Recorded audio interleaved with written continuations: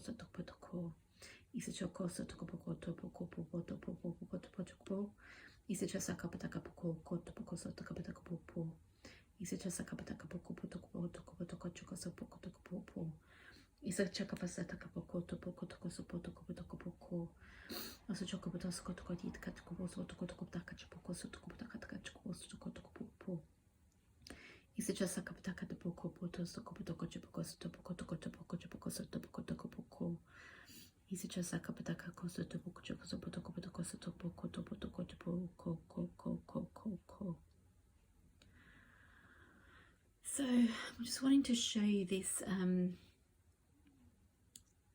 cosmic heart here, being the ray continuing down into this card here, which is the beyond death. So it's multidimensional. When you no longer have this physical vessel, you're still being affected by it on the levels that go on into other lifetimes and other worlds. It's a soul experience, a soul journey that is bigger than just this personality and this body. Also here again, that heart with the energy coming out to the couple. So I want to point out that the twin flames at the higher level are one being, and this is the one being in the two physical bodies. So you're receiving this heart activation at soul level and at the human body level, and this carries on. You can see this also here in this card at a more abstract view of it, which is I surge on the uprising wave of love. So this is the love coming. There's a surge happening. There's a sacred convergence happening. You can see the convergence here. You can see it here. You can see it here. These all look like the same sacred cosmic heart. The different levels of the being receiving them as a sacred convergence, as a sacred union, to the sacred convergence in the stars, which we are one with as well. The sacred union at the energy levels, and the lover and the beloved at the physical levels. Surging on the uprising wave of love, coming into oneness.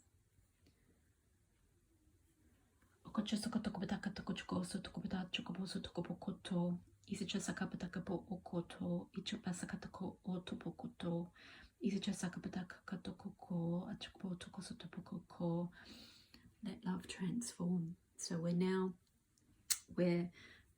surging on the wave of love, and we're moving into the courage of the love and allowing the love to transform us. So we're embracing it. We're not running away from it.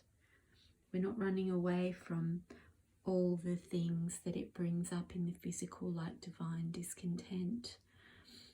We're processing that. We're understanding that it is love coming from the higher levels down into all the parts of us that are individuated in various ways, in various cultures, in various beliefs, in various experiences, in various preferences, and we're allowing that to raises higher, and as it raises us higher, it shakes off a lot of those lower beliefs, those environments, the things we've created from a lower level of consciousness. And it's causing us to arise, to look higher, to feel higher, to conduct our life from a higher place, from which the divine feminine can dance in oneness with the energy of the cosmic heart. She feels it. I'm talking about the divine feminine energy in all of us. She feels it, she flows with it, she acknowledges it, she connects with it, she dances with it. She allows these energies to come in, to rise her higher, and she offers the sacred wine for the masculine to drink. This one's powerful. I also want to mention that the masculine and this is the masculine within all of us, and potentially there's a polarity there between the connections, the divine counterparts, where, or the twins, where one is more in the masculine, one's more in the feminine, one's more in the 3D personality ego, one's more in the higher energies, divine plan. And I have been seeing this as computer programs, that you can have your most up-to-date Apple Mac Pro hardware that does everything and is capable of the most up-to-date software, running with the fastest processors and the most intelligent programs and all the devices. But if you're running DOS on it, if you're running like basic programming, you know, the computer language basic, you cannot actually communicate with any of those programs. You can't even see any of those programs. You know, so I mean, I don't know that much about computer programming, but what I'm saying is, like, if you're just running, you know, those first programs that came out in the 80s with the black screen and the green writing, and it could do just the most basic things. This is kind of the correlation. The masculine energy in that energy cannot even see you if you're running the higher programs. Okay. I'm silent because there's energy moving. And I'm feeling this energy moving down here through the sacral area and activating it from the higher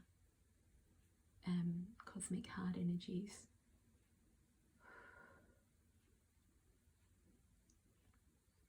Feeling it moving all through the pelvis, down the back of the body, back of the head. I'm especially feeling the masculine having an upgrade. So my point about the programming was, if you're in a level of programming that doesn't communicate with the higher programming,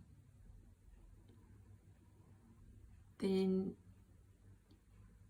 you don't stick around. So there's a lot of, it's like the runner-chaser dynamic happens, because the one running the higher programs is saying, look, this is where we're going, come on, upgrade.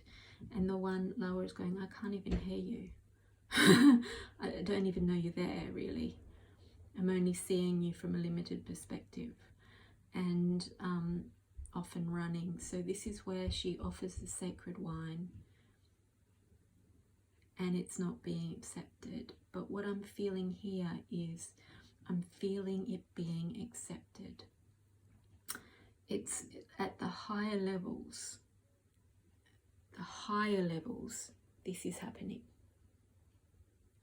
This coming together, this seeing each other, this meeting. I love how this is the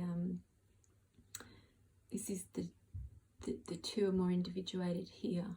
And at a higher level again, you can see them reflected in the universe. It's like two universes coming together. So these are like two angels and then two universes, and both are them. It's them at different levels of their being. I've had lots of experiences of being a galaxy and birthing a galaxy through a unity with another galaxy. It sounds crazy, but it was the most profound experience. So the feminine being the one that is connected more consciously to the higher plan, divine wisdom, offers this at a more mundane level, at a lower level, and until now has been rejected. And many of you may be in couples, so I'm not talking about necessarily being rejected in terms of being in a relationship, but rejected to bringing the cosmic heart, rejected to bring in the depth and the divine love and divine connection and sacred union into the relationship. But this sacred convergence feels like this is what's happening at these universal, cosmic, angelic, higher self levels. This oneness, this unity coming in, bringing in the divine discontent that shifts out and triggers you to rise and triggers you to have courage in this love and face it. Surge on the uprising wave of love and bring it into a sacred union. You do this by holding your center, trusting the plan, allowing the wisdom and the energy to come in and transform you in yourself, which dance your dance, male or female, dance the dance of the divine feminine that moves through you from the higher energies. And then you can offer your cup. You are innately offering your cup by dancing in its energies.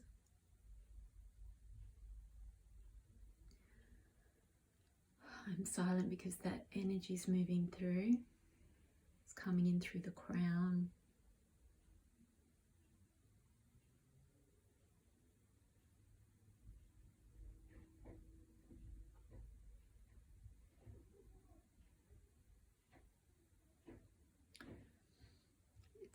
The words coming through are holding strong in your knowing, regardless of what it looks like on the ground, regardless if you're rejected and pushed away.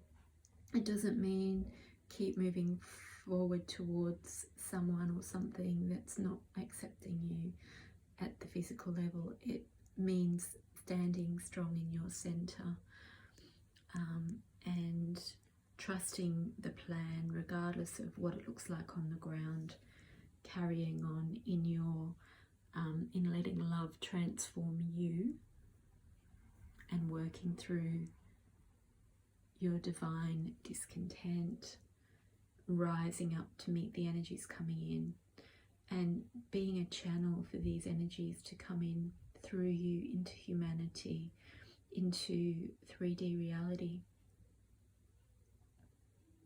Being the cup of love, being the sacred union within your physical vessel.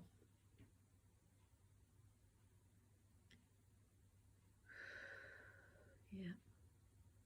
Feel that clearing through the solar plexus now. Ina koto kochoko satakapotoko. Ina nasaka chopoko sokotoko. Ina okochoko sotokopoko. Ina kachapasa takapoko toko sotoko. Ina kakasa takapoko.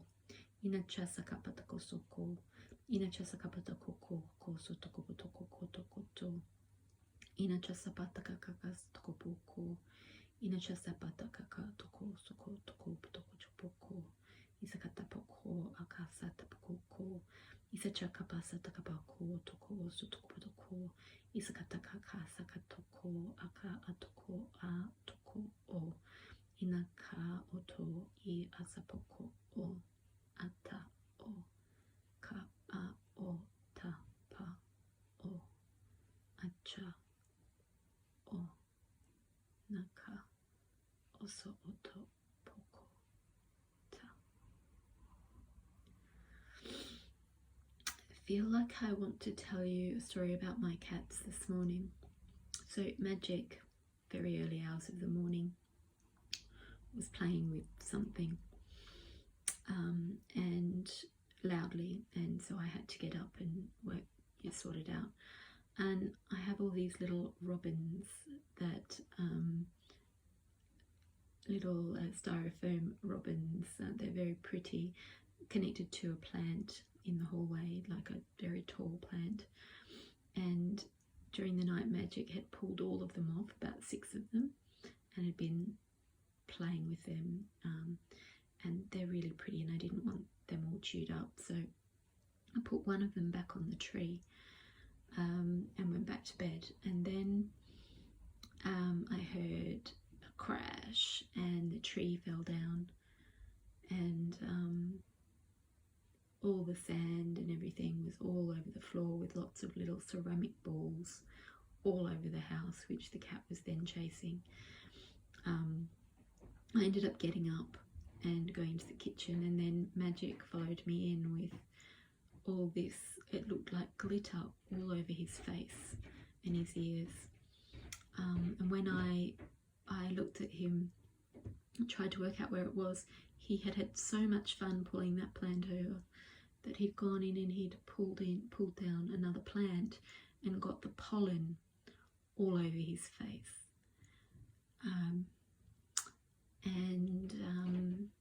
So I put that plant back, and then Mischief came in through the cat flat, all wet, having been playing outside and enjoying himself, licked up his milk and had milk spattered all over his face. So I'm just feeling here that there's something about playfulness and joy coming in,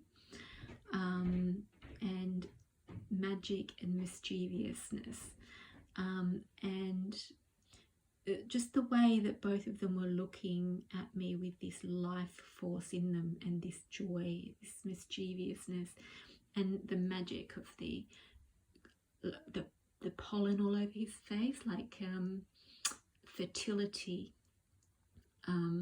which is life force, potency of creating life, and these big eyes and this full presence and this excitement for life, and then Mischief coming in with milk all over his face like the cat that got the cream, and this satisfaction of being satisfied, being met, being and then the fact that it was all over their faces, these big bright faces, these big eyes, was like it's there for all to see. So the masks are off. You can see the magic, you can see the joy, the life, and the life force. And then I opened the windows, the shutters, which meant they could go on the windowsills. They love going on the windowsills. When they got up there, they looked like bookends. They were in the same exact positions, and they're both identical black cats, and they facing each other, and they just started kissing and licking each other. And in some ways I see them as representative of the twins, and it was, to me, symbolic of what happens at the day-to-day level when these energies come in. And these energies come in right down to the ground. The lover and the beloved comes down all the way through to this, create this world of joy and play and vitality, fertility and new creation. There was obviously some destruction there, but nothing serious, just things that needed to be cleaned up, which is really what this divine discontent is. It's the cleaning up. It's bringing that higher in, that life force, that vitality, that joy, and the divine discontent is when we become aware of what is not that, what is not the joy, what's not in harmony, what's not at that higher program that we've upgraded to, and then cleaning that up. Okay, that's the message. So I hope that was useful for you guys, and you can receive the energies and really allow those higher levels to come in, even if you don't understand them, even if you're running lower programs, let those lower programs go. And understand that it might be beyond your conscious understanding. If if we're relating it to lower programs, you're not consciously understanding what's happening in the higher programs. But if you know that it's good, it's easier to allow it to move through and upgrade the old. Ishakato, asakato, aka, ata, o. Blessings, everybody. Take care.